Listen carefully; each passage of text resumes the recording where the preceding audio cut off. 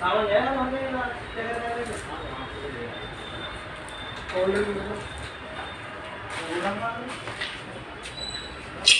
ये पिलर भी डाला है इसमें बीच में।